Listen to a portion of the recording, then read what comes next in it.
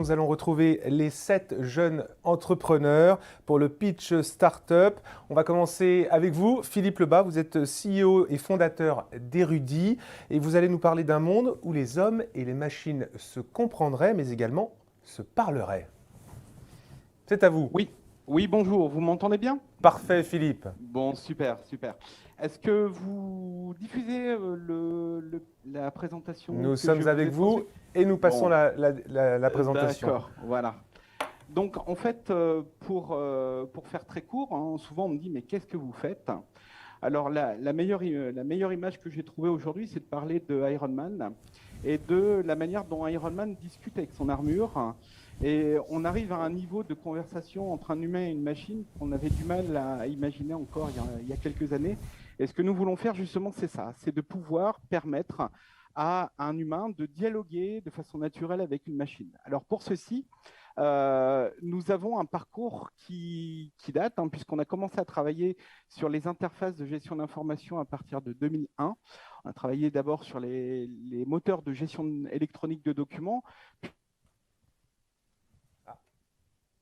Puis en 2008, un premier projet a eu lieu.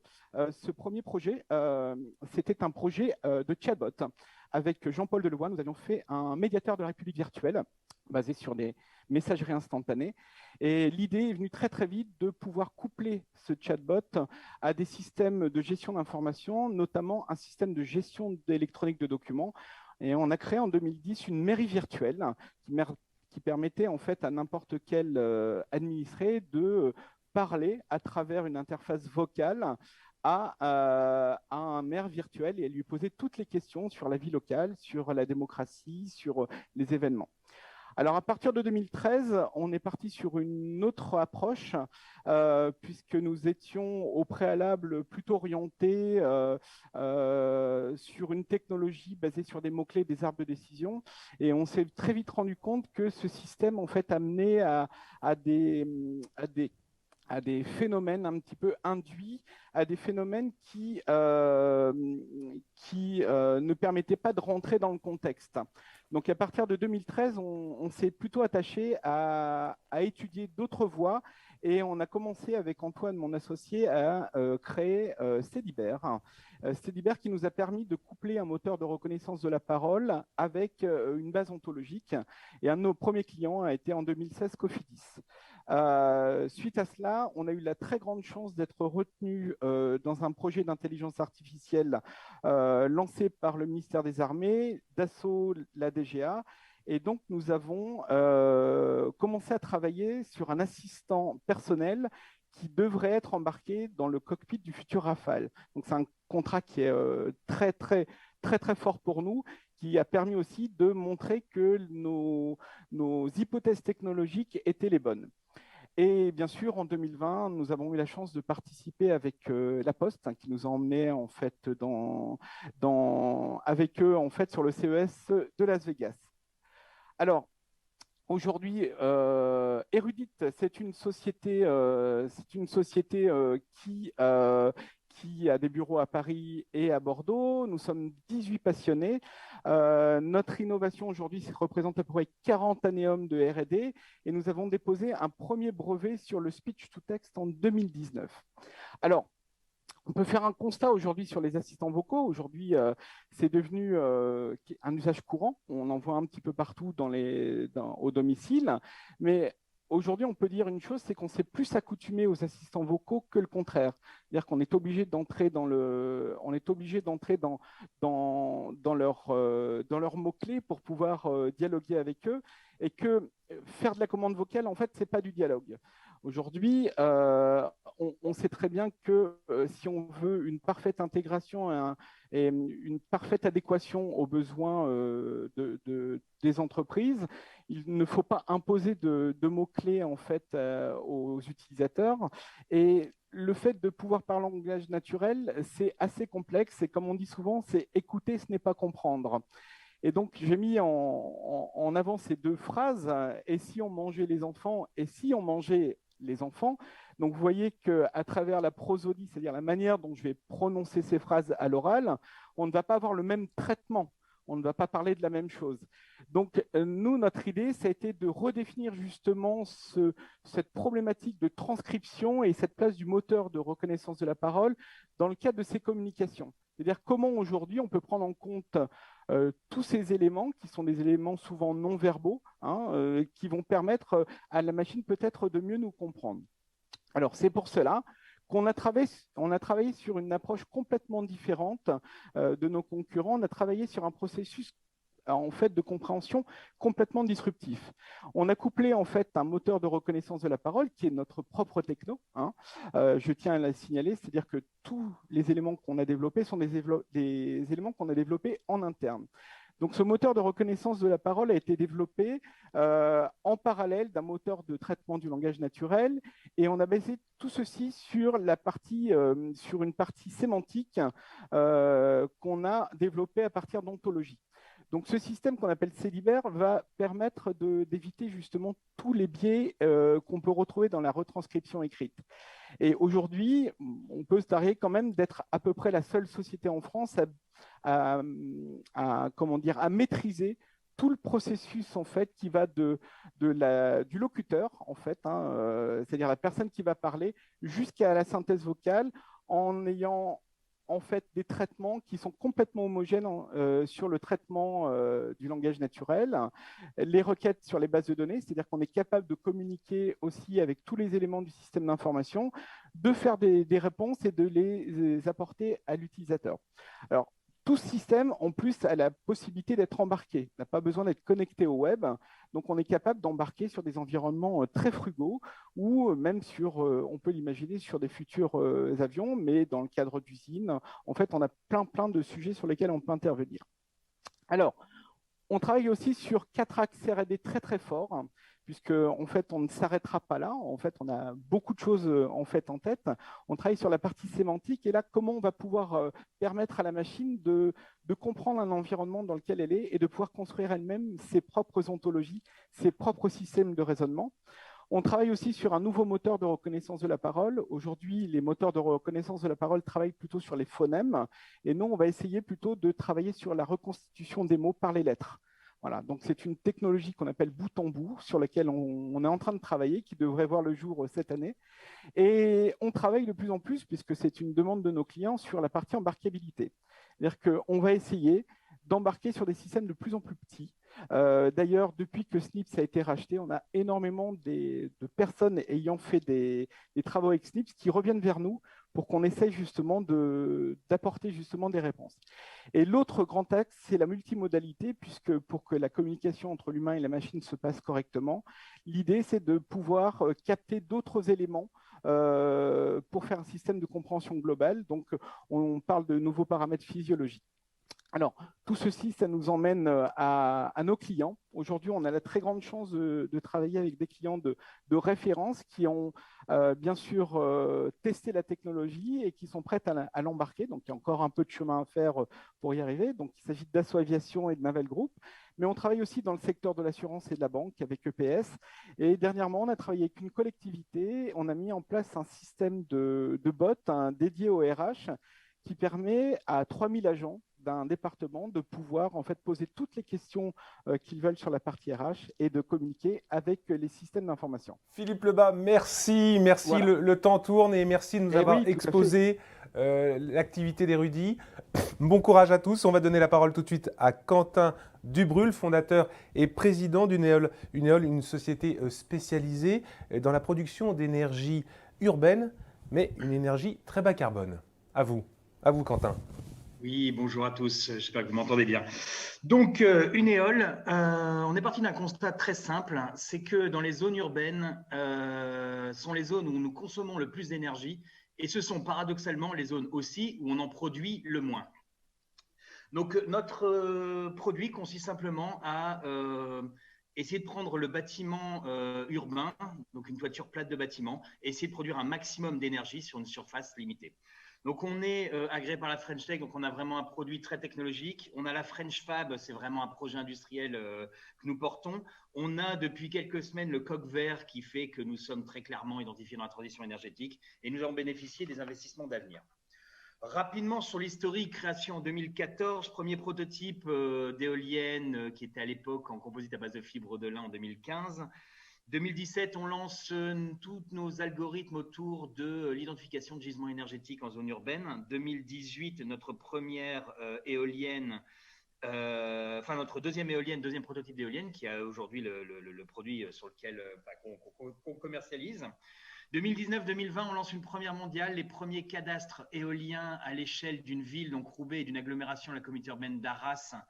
Voilà, ça n'avait pas encore été fait. Là, aujourd'hui, on est en contact avec Paris, Petite-Couronne, Lamel, Dunkerque, Calais, Boulogne, Rennes. Enfin voilà, on est en train d'apporter des cadastres à l'échelle de la France. Et on a reçu une lettre du cabinet du Premier ministre en début d'année. On en est fin heureux. On a gagné, on est lauréat du concours Innov, donc un des plus beaux concours d'innovation de France. Et on a lancé aussi la production de nos premières plateformes. Slide suivante, s'il vous plaît. Les deux produits que nous proposons, c'est du, comme vous l'avez compris, c'est du soft et c'est du hard. Du soft, donc avec tout ce qui est nos études énergétiques, donc à l'échelle d'une agglomération, comme vous pouvez voir en haut, ou à l'échelle d'un bâtiment, où on va numériser toute une zone et on va regarder comment fonctionne le vent dans cette zone-là, comment aussi fonctionne le soleil, enfin, en tout cas, qu'est-ce qu'on a comme irradiation solaire, pour pouvoir avoir un modèle énergétique sur un bâtiment et surtout un modèle économique une fois qu'on vient récolter cette énergie. Derrière ça, on a développé une éolienne urbaine qui est 100% démontable, réparable, recyclable. Sa capacité de production, donc là, vous ne voyez pas forcément bien, mais c'est entre 500 et 2000 kWh à l'année. La différence, c'est simplement est-ce qu'elle est bien ou mal placée, est-ce que le gisement est bon ou pas. Dernier point, et pas des moindres, on vient d'avoir un rapport du CEREMA, donc un organisme officiel, qui classe notre éolienne comme système de production d'énergie le plus bas carbone au monde. On est inférieur au nucléaire et on est 10 fois inférieur au photovoltaïque en poids carbone par rapport à la production d'énergie. Donc, c'est une véritable fierté pour nous. Rapidement, slide suivante, s'il vous plaît. Voilà ce qu'on fait. Donc, on vient mettre une série d'éoliennes autour d'une structure métallique sur laquelle on vient poser un maximum de panneaux photovoltaïques. Donc, le but, c'est vraiment d'optimiser au maximum la production d'énergie sur un bâtiment tout en laissant de la place disponible pour les équipements techniques déjà présents, les gaines de ventilation, les skydomes et tout ce qu'on peut retrouver sur un toit, sur une toiture. Donc là, le petit cadre que vous voyez sur la droite, en gros, ça montre la complémentarité qu'on a entre le soleil et le vent. Évidemment, l'énergie solaire ou photovoltaïque produit la journée et principalement l'été, c'est là où il y a plus d'énergie. C'est ultra complémentaire avec l'énergie éolienne qui, elle, peut aussi produire la nuit et qui est plus équilibrée en hiver. Il y a beaucoup plus de vent l'hiver que l'été. Donc, associer les deux fait une énergie beaucoup plus équilibrée. L'autre point qui est très important, c'est qu'on est le système le plus productif sur une toiture, c'est-à-dire que nos seuls concurrents sont le photovoltaïque. Nous, au mieux, on fait plus de surface de photovoltaïque et en plus, on y rajoute X éoliennes, ce qui fait qu'en quantité d'énergie, on sera toujours mieux que ce qui se fait actuellement. Dernier point et pas des moindres, quand on ramène un rooftop sur une toiture, on augmente la qualité thermique, c'est-à-dire que le soleil vient taper sur les panneaux photovoltaïques et pas directement sur la toiture. Donc, on réduit l'augmentation de chaleur du bâtiment. On est à 30 degrés sur la toiture et pas à 70 degrés s'il était en plein soleil. Donc, slide suivante sur notre développement, je vais aller très vite. Là, le but est vraiment de se développer, bien sûr, au niveau de la France, de l'Europe, voire du monde. Pas en allant chercher un pays entier, mais en allant chercher des zones venteuses. Dit autrement, en France, j'aime à dire que si je vais voir un Alsacien ou un Breton et que je lui propose la même plateforme de mix énergétique, l'Alsacien me dira OK, c'est quoi la rentabilité? Le Breton me dira oui, c'est une bonne idée de produire avec du vent. Donc, le but, c'est vraiment d'aller chercher les régions où il y a déjà du vent.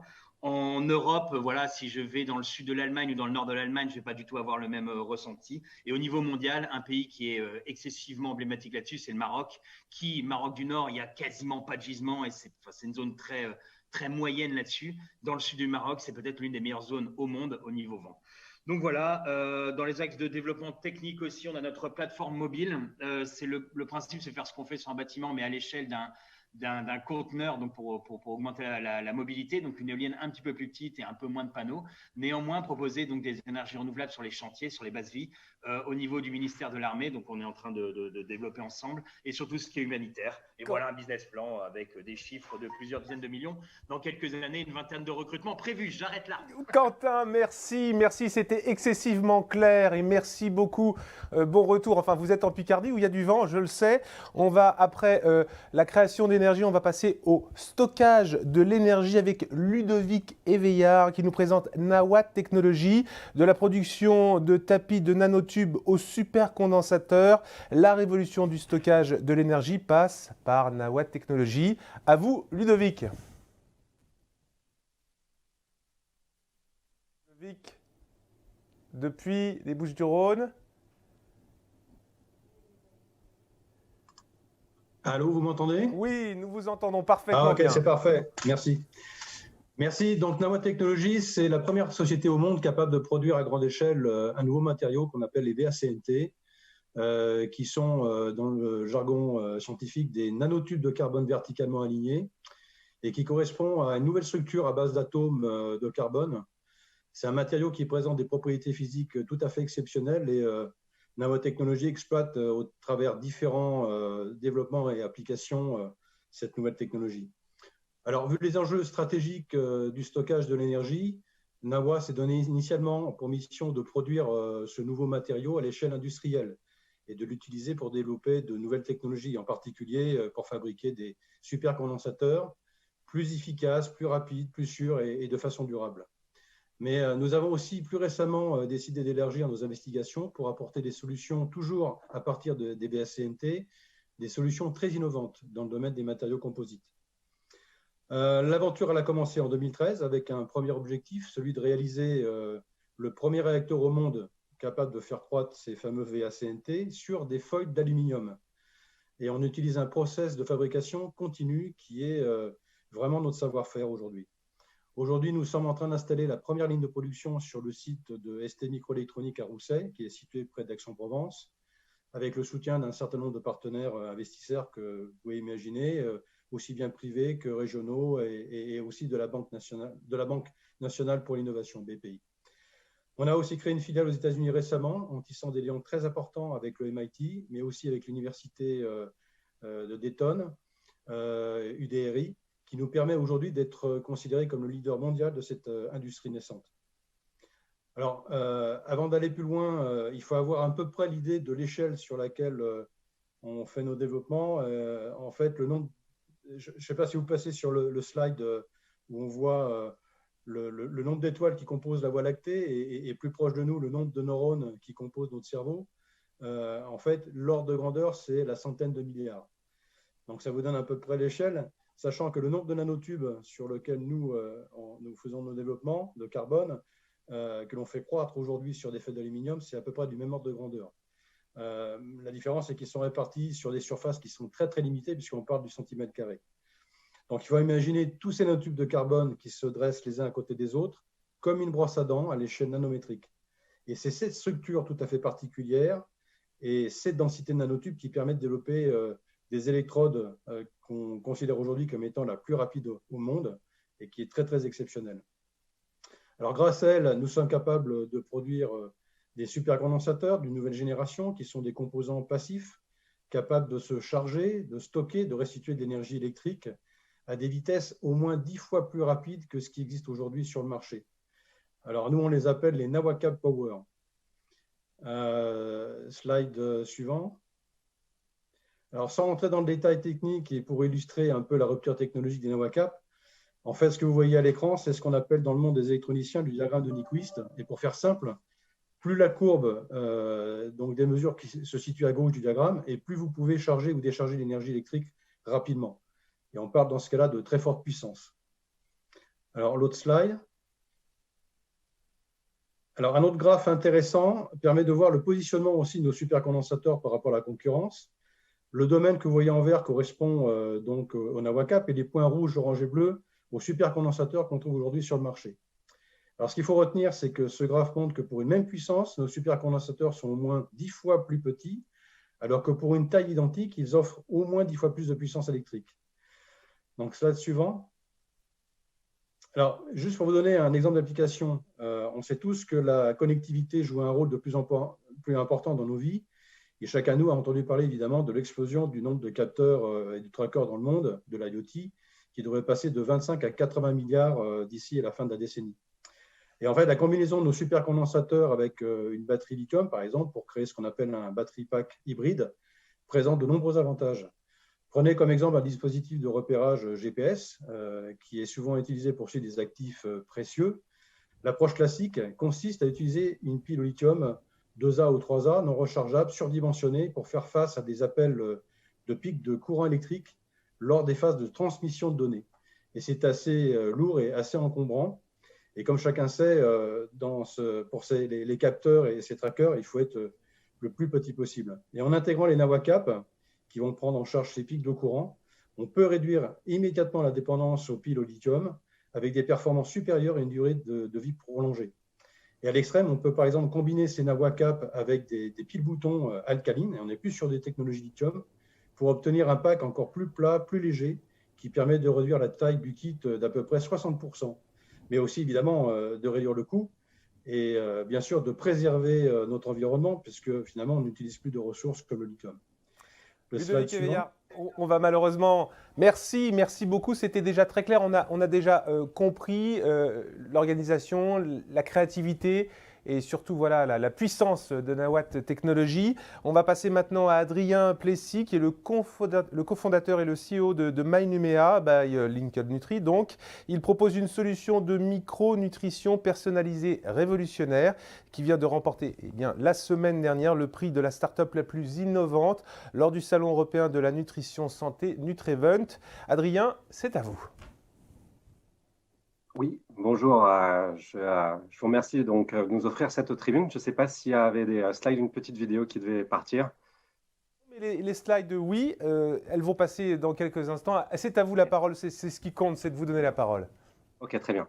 On sait tous que le Covid a été un électrochoc au niveau mondial qui nous a permis de prendre conscience de notre fragilité, de prendre conscience des inégalités aussi quant à la capacité de nos organismes de se défendre face à la menace virale.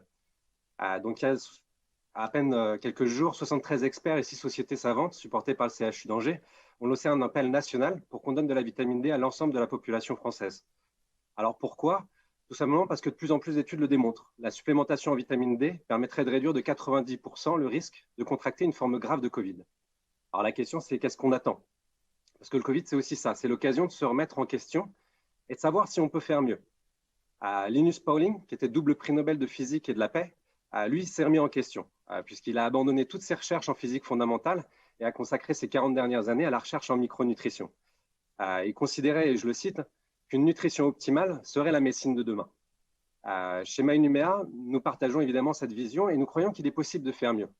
Alors, pas nous tout seuls, évidemment, c'est pourquoi on s'est allié avec les scientifiques et les professionnels de santé, eux qui, chaque jour, essaient de comprendre et de corriger nos déficiences nutritionnelles. Aujourd'hui, c'est plus de 80% des Français qui affichent un déficit en vitamines et en minéraux essentiels. Et chaque année, c'est 300 nouveaux professionnels de santé qui intègrent la pratique de la micronutrition au jour le jour. Le problème, c'est que pour être vraiment efficace, un multivitamine ne sert à rien. Il peut même être néfaste sur le long terme. La seule solution, c'est de prendre uniquement les nutriments dont on a besoin à la juste dose.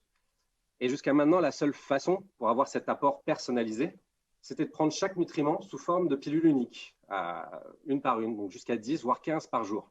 En tout cas, c'était la seule solution jusqu'à MyNumea. Puisqu'en effet, MyNumea est la première solution connectée et personnalisée qui permet d'équilibrer ses apports en vitamines, minéraux et nutriments essentiels au quotidien, aussi simplement que de prendre un jus de fruits. Alors, MyNumea, c'est d'abord un bilan individuel à 59 €, réalisé par un expert en micronutrition indépendant. MyNumea, c'est ensuite un dispenseur qu'on va recevoir chez soi avec des cartouches de micronutriments au format liquide et qui va délivrer chaque matin vos apports à la juste dose dans une boisson agréable à boire. Donc, plus besoin de pilules. Enfin, MyNumea, c'est un abonnement à partir de 45 € par mois qui va vous simplifier la vie. Le dispenseur est mis à votre disposition, vos nutriments sont automatiquement renouvelés quand vous en avez besoin et vos données personnelles, vos bilans sanguins, vos paramètres de santé sont stockés de façon très sécurisée et partagés, si vous le souhaitez, directement avec votre expert en micronutrition. MyNumea, c'est surtout un compagnon qui va vous suivre au jour le jour, suivre l'évolution de votre santé, de vos maux du quotidien, afin de pouvoir adapter votre programme. MyNumea, c'est enfin la possibilité d'être qui vous êtes. Vegan, sportif, fêtard, travailleur acharné, trentenaire ou octogénaire, enceinte ou ménopausé, perfectionniste ou laxiste, tout en profitant simplement du meilleur de la micronutrition. Voilà, c'est tout simplement la possibilité de faire mieux pour sa santé, MyNumea aujourd'hui. Alors, il faut savoir qu'aujourd'hui, une Oui. personne sur deux dans les pays développés prend des compléments alimentaires, mais 95% de ces consommateurs le font en automédication. Et parmi ceux qui voient un expert en micronutrition, la moitié n'arrive pas à suivre son programme car il est trop complexe ou trop contraignant au jour le jour. Donc, c'est pour ça que Ludovic, Christophe, Cédric et moi, qui sommes 4 entrepreneurs aguerris, on a décidé de développer et de mettre sur le marché MyNumea, ce marché en constante progression, et qui pèsera plus de 200 milliards de dollars d'ici 2025 et qui a besoin aujourd'hui d'un acteur qui propose de démocratiser l'accès à une micronutrition de précision. Merci. Donc voilà, Merci beaucoup Adrien Plessis et encore félicitations pour votre prix reçu donc au Salon européen de la nutrition et de la santé Nutrevent. Nous allons passer maintenant à Gauthier Chicot, c'est le fondateur et le CEO de Diamfab. Depuis Grenoble, vous développez un semi-conducteur ultime, une alternative aux composants à base de silicium, un procédé de fabrication innovant de couches de diamants pour l'électronique de puissance. C'est à vous Gauthier. Exactement, merci beaucoup. Donc effectivement, je suis Gauthier Chicot, je suis le CEO et fondateur de Diamfab. Et donc chez Diamfab, on fabrique du diamant. Pour l'histoire de l'entreprise, Diamfab, c'est une start-up qui est issue de l'Institut Néel, qui est un laboratoire du CNRS à Grenoble. Et j'ai fondé cette start-up en mars 2019, après avoir travaillé en fait une dizaine d'années au CEA, au CNRS, sur justement les matériaux semi-conducteurs en tant que chercheur. Et donc, chez Diamfab, maintenant, on développe en fait une solution donc à base de diamants synthétiques pour l'électronique et tout particulièrement pour l'électronique de puissance. En fait, l'électronique de puissance, c'est tous les composants qui vont servir en fait à changer la forme du signal électrique entre les sites de production et les sites de consommation. Donc, ça peut être les éoliennes dont on a entendu parler tout à l'heure, pour qu'en fait l'énergie soit distribuée et transportée de la façon la plus efficace possible. C'est ça l'électronique de puissance. Et dans notre mode de vie moderne, aujourd'hui, on a besoin de plus en plus d'énergie. Et ce qui fait que cette énergie, elle doit être gérée par des composants électroniques. Et c'est là justement que le diamant intervient parce qu'il est reconnu en fait comme le semi-conducteur ultime pour remplacer le silicium, donc le silicium qui est aujourd'hui majoritairement utilisé, mais qui sur des applications exigeantes, donc de puissance ou des conditions extrêmes, va montrer ses limites. Et donc par exemple, en utilisant du diamant synthétique, on peut fabriquer des composants électroniques qui vont être capables de fonctionner dans des conditions extrêmes. Donc, ça peut être pour le spatial, pour le nucléaire, ou des conditions extrêmes de température pour les forages pétroliers. Ça, c'est une partie des applications. Mais nous, ce qu'on vise en fait à terme, ce sont toutes les applications pour mieux gérer l'énergie électrique. Donc, ça va être par exemple des composants en diamant capables de réduire les pertes à la conversion de 95% sur le réseau électrique. De gagner plusieurs centaines de kilos sur les futurs avions hybrides, ce qui peut représenter jusqu'à $1 million d'économie par avion de ligne, ou encore de charger une voiture électrique en quelques minutes versus 1 heure dans le meilleur des cas aujourd'hui. Et donc, par contre, ce qui fait la force en fait du diamant, c'est aussi ce qui fait un obstacle en fait à le synthétiser. Et donc, en conséquence, aujourd'hui, il n'y a pas encore de composants électriques en diamant sur le marché, pardon. Et donc, pour rendre cela possible, en fait, chez Diamfab, on propose de la matière première, donc sous forme de wafer de diamants synthétiques, avec des propriétés électroniques qui sont parfaitement maîtrisées pour justement fabriquer les composants électroniques de demain. Pour juste un petit peu le côté un peu technique, le diamant, en fait, c'est composé d'atomes de carbone. On a déjà parlé de carbone tout à l'heure. Et pour fabriquer ce diamant, nous, on vient décomposer en fait des molécules de méthane dans un plasma. Donc, c'était ce qu'on voyait sur le slide tout à l'heure. Et les atomes de carbone de la molécule de méthane vont venir se déposer à la surface d'un germe de diamant, ce qui va permettre de faire croître le diamant. On appelle ça de la croissance de diamant. Et ce qu'on sait particulièrement bien faire en fait chez Diamfab, c'est de remplacer certains atomes de carbone par des atomes de bore ou d'azote pour rendre le diamant plus ou moins conducteur. Et c'est pour ça qu'on parle de semi-conducteur. Et c'est ce qui va faire toutes ces propriétés électroniques, ce qu'on appelle le dopage en microélectronique. Et donc, pour faire ça, en fait, on s'appuie sur une trentaine d'années de R&D donc, qui ont été faites au CNRS, qui nous permettent aujourd'hui d'avoir une offre unique qu'on vend déjà sous forme de prototype en Europe et aux USA. Pour autant, on doit encore développer notre techno pour proposer des wafers plus grands, donc typiquement 1 pouce d'ici 2 ans, ce qui sera synonyme de réalité industrielle pour notre technologie. Et puis, en parallèle, on développe des prototypes de composants électroniques, donc des transistors, des diodes, qui vont servir de vitrine en fait, à notre matériau. Et donc, on est en train de nouer des premiers partenariats avec des industriels pour co-développer ces dispositifs et puis accélérer l'adoption de notre techno sur le marché. Donc, on a l'ambition de garder cette avance technologique qui vient des 30 ans de R&D derrière nous et de devenir en fait un acteur clé de la filière diamant pour l'électronique qu'on est en train de mettre en place. Et juste pour finir, en fait, les 2 premières années vie de l'entreprise, on a été soutenu par la BPI, notamment à travers du concours iLab dont on a été lauréat Grand Prix en 2019, ce qui nous permet maintenant d'être 5 dans l'entreprise. Et on cherche maintenant à accélérer notre développement, donc en construisant tout l'écosystème qu'il y a autour de notre technologie, la partie amont, la partie aval, et on va devoir lever des fonds donc, dans l'année à venir. Et donc, si on doit retenir qu'une chose, en tout cas sur le diamant, c'est que le diamant, en fait, sera le passage obligé pour protéger mieux, aller plus loin et consommer moins d'énergie électrique. Voilà, je vous remercie. C'est moi qui vous remercie, Diamfab, le semi-conducteur ultime. Nous allons maintenant donner la parole à Laurent Le Breton, le PDG de Eagle, qui depuis la Bretagne, vous avez élaboré une plateforme cloud Eagle. Donc, elle permet à tous les acteurs publics, privés, sans expertise particulière, de tirer parti de leurs données disponibles. Expliquez-nous. Bonjour, est-ce que vous m'entendez bien? Parfaitement bien, Laurent. Vous avez fait le pitch à ma place, c'est parfait, merci. Eh bien, vous pouvez raccrocher. Voilà. Donc, effectivement, je suis Laurent Le Breton, je suis le fondateur et dirigeant d'une jeune entreprise rennaise qui s'appelle Eagle. On a été créé en 2017. On est 10 personnes aujourd'hui. On se définit comme un éditeur de logiciels en SaaS, opérant dans le domaine des territoires intelligents, plus classiquement connu sous le nom de Smart City. Avant de créer Eagle, ça faisait 10 ans que je travaillais dans ce domaine-là, à la fois dans un grand groupe d'Asso Systèmes, puis au travers d'une première aventure entrepreneuriale. Et le constat que j'ai fait, c'est que les données territoriales, à savoir les données cartographiques, les données socio-économiques, mais aussi les données de capteurs, les données 3D, etc., sont aujourd'hui exploitées exclusivement par des experts, c'est-à-dire des data scientists ou des gens travaillant dans le système d'information géographique. Et malheureusement, ceux qui en ont le plus besoin sont souvent les gens qui sont des opérationnels dans les services métiers des collectivités territoriales ou chez les acteurs privés qui travaillent au service des collectivités territoriales et qui auraient besoin de ce trésor digital pour à la fois poser des diagnostics objectivés et projeter des stratégies territoriales. L'autre constat, c'est qu'il y a une fracture numérique qui est en train de s'opérer et se creuser de plus en plus entre les grands acteurs, à la fois les grandes collectivités, les grandes métropoles et les petites collectivités territoriales. Et c'est la même chose dans le privé, entre les grands opérateurs de réseau, les grandes structures et les petits bureaux d'études, où finalement il y a peu de compétences, peu de moyens, peu de ressources pour se servir de ces données-là, alors que c'est un atout essentiel dans leur activité.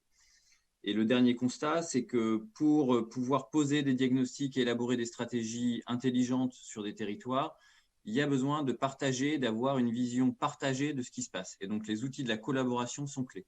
Donc, c'est là-dessus que Eagle s'est positionné en souhaitant démocratiser et massifier la capacité d'exploiter ces données-là pour, encore une fois, poser des diagnostics, projeter des stratégies territoriales. Si je devais faire un parallèle qui est parfois un peu scabreux, aujourd'hui, plus personne n'imagine établir des budgets sans un tableur et sans partager ça au sein de ses équipes. Nous, on fait le pari que dans 20 ans, plus aucune stratégie territoriale ne sera élaborée sans l'appui d'outils numériques que chacun peut s'accaparer. Donc, pour répondre à cette problématique-là, nous développons une plateforme cloud collaborative, effectivement, qui met en autonomie les utilisateurs pour 4 choses: l'intégration de données hétérogènes, multiformats, multidomaines, multi-échelles, la capacité à leur donner du sens, un premier sens au travers d'outils de data visualisation. Donc, on va utiliser la cartographie 2D, la cartographie 3D, les analytiques et la visualisation temporelle pour donner du sens et créer à partir de la donnée de l'information. Le troisième pilier, c'est la circulation de ces données-là au sein d'un écosystème de travail, donc des outils collaboratifs de partage. Et le quatrième pilier, c'est la capacité à enrichir la plateforme avec des outils spécifiques, des applications verticales au-dessus de la plateforme. Donc, pour résumer, on essaie de devenir le système d'exploitation des données territoriales. Et vous allez construire la Smart City de demain. Merci beaucoup, Laurent Le Breton. Un dernier point. Un dernier point. Je vous laisse la parole, bien sûr. Ouais. Alors, s'il y a des investisseurs qui suivent cette diffusion, on est en phase de levée de fonds.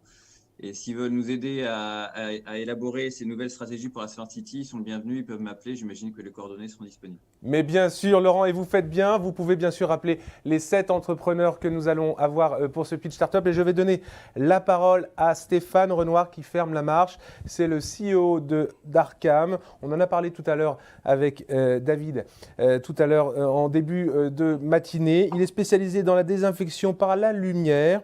Et après 15 années passées en R&D industriel dans les domaines de l'énergie, il nous présente Arcam. Je crois que c'est utile dans cette période, n'est-ce pas, Stéphane ? Oui, tout à fait, effectivement. Bonjour à tous, je suis Stéphane Renoir, je suis le dirigeant d'Arcam et je vais vous présenter en fait nos produits. C'est une solution de désinfection sans chimie de l'air et des surfaces par l'aide UVC. Je vous avais envoyé une présentation, je ne sais pas si vous la diffusez. Non, non, ça ne va pas être possible, Bon, j'en suis c'est confus. pas grave.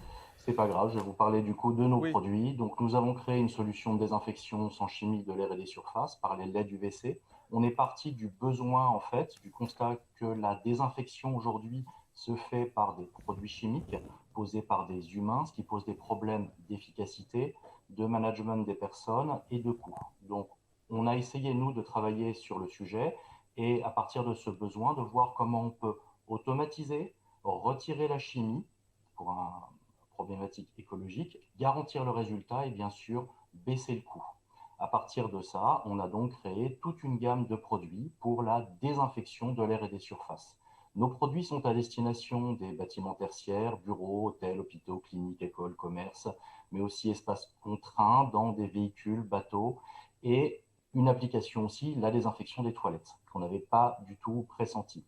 Initialement, ce produit n'a pas du tout été conçu pour la problématique du Covid. Le Covid est venu pour nous comme un accélérateur. Ces produits ont été faits pour combattre les infections bactériennes et les maladies nosocomiales dans les espaces. Notre siège est en France. Nous avons cette chance avec une solution qui est fabriquée en France, sur Toulouse. Et nous avons des revendeurs, bien sûr, en France, mais également sur Dubaï et Singapour, et un futur développement aux États-Unis dès que les frontières réouvrent. C'est une solution brevetée à l'international. Alors, juste pour vous préciser donc la façon dont ça fonctionne, nous utilisons donc des UV de type C, de la lumière en fait que notre œil ne voit pas. Et ces UVC ont une particularité, c'est qu'à 264 nanomètres, nous avons un pic d'absorption en fait de l'ADN. On vient donc casser l'ADN et l'ARN, qui sont les molécules de la vie, chez les micro-organismes, ce qui signifie qu'on les détruit. Ce ne sont pas des solutions nouvelles. Les tubes, en fait, sur le marché font déjà ça. Mais les LED, en fait, c'est une vraie révolution parce qu'elles viennent faire une frappe chirurgicale pile dans la zone qui est nécessaire pour avoir cet effet germicide. Maintenant, la LED, c'est la même révolution que le passage de l'ampoule à filament à la LED d'éclairage. Ça dure très longtemps, c'est absolument pas toxique, ça ne dégage aucun produit dangereux et ça a un effet sur la désinfection qui a été prouvé depuis longtemps. Nous, aujourd'hui, nos produits sont garantis pour une désinfection à 99,9% d'efficacité, comme la chimie, efficace contre, bien sûr, tous les SARS, grippe, rougeole, mais aussi les intoxications alimentaires, gastro-entérite, tout ce qui est angine bactérienne, méningite. Et pour nos amis américains, on travaille aussi sur l'anthrax et la maladie du charbon. Nos produits se présentent sous la forme de modules à mettre en plafond. Le choix a été délibéré pour que les personnes qui sont dans les espaces ne soient pas surprises, et que ça se passe naturellement comme un luminaire en plafond. Et pour les installateurs, puisque nous travaillons avec des réseaux d'installateurs, pour que la pose se fasse de manière extrêmement simple et très rapidement. Le gros intérêt de ce produit, pour en garantir l'efficacité, c'est que c'est un produit connecté et derrière chaque cycle de désinfection, nous émettons un certificat de désinfection, c'est-à-dire que l'on garantit le résultat par rapport à l'exposition aux UVC.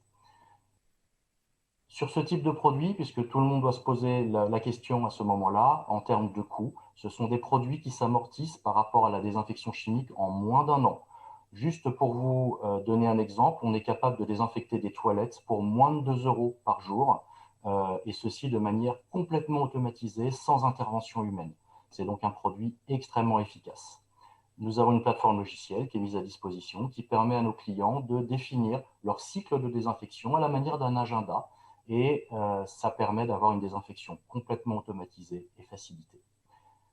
Pour clôturer, je vous dirais qu'aujourd'hui, ces produits sont en vente, commercialisés. Nous avons plusieurs sites importants installés. Nous travaillons avec des grands groupes, notamment comme Disney ou Aéroport de Paris, mais aussi des collectivités ou des grands groupes de santé. Et nous sommes accompagnés par le Crédit Agricole et nous voulons les remercier d'ailleurs pour ceci.